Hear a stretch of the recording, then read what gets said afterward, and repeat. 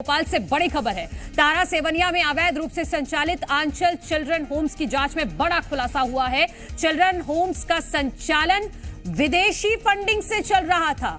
Missionary संस्था को Germany से फंडिंग हो रही थी। जांच के दौरान 2 करोड़ की बैलेंस शीट मिली है। आंचल चिल्ड्रन होम्स अवैध रूप से संचालित किया जा रहा था। मिशनरी संस्था के संचालन से संबंधित कोई भी परमिशन नहीं पेश कर पाया।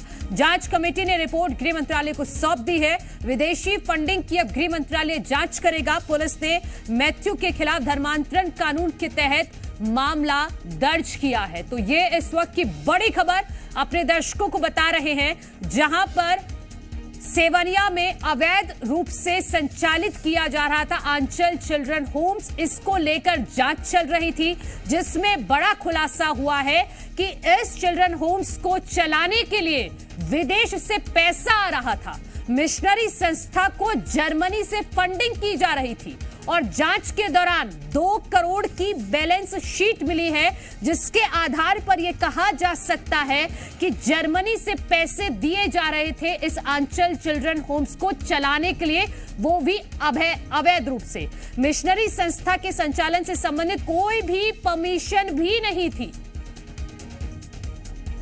जी मीडिया संवाददाता प्रमोद शर्मा हमारे साथ जुड़ गए हैं। प्रमोद, बहुत बड़ा खुलासा है ये कि इस आंचल चिल्ड्रन होम्स को विदेशी फंडिंग के जरिए चलाया जा रहा था, लेकिन मंशा क्या थी?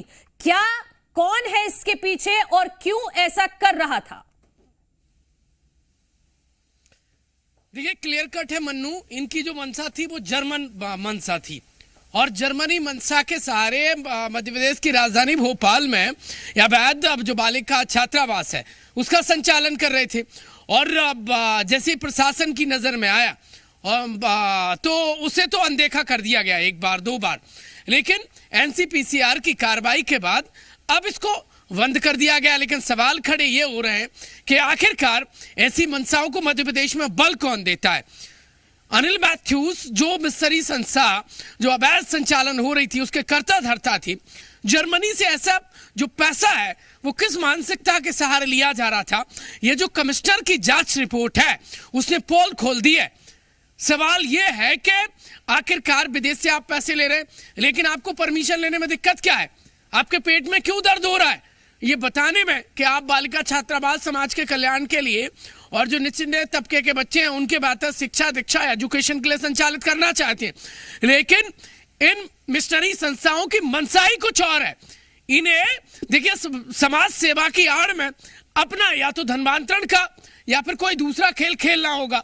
आप अंदाजा लगाइए, जर्मनी से करोड़ों रुपए फंडिंग आई है, ये खुलासा हुआ है, ये चौंकाने वाला खुलासा है। इससे पहले प्रशासन कर क्या रहा था? पैसा आया, किसी को रातों रात खबर नहीं हुई। मैं गारंटी के साथ कहता हूं मध्य प्रदेश में कार्यरत बहुत सारी ऐसी सोसाइटी हैं जो बच्चों को पढ़ाने के नाम पर विदेश से पैसे ले रही है। क्या गृह मंत्रालय को इसकी जानकारी है? क्या मध्य प्रदेश सरकार को इसकी जानकारी है? क्या गारंटी है कि वो मध्य प्रदेश के बच्चों का मतांतरण नहीं किया जा रहा होगा? क्या गारंटी है कि उन्हें विदेश नहीं भेजा जा रहा होगा?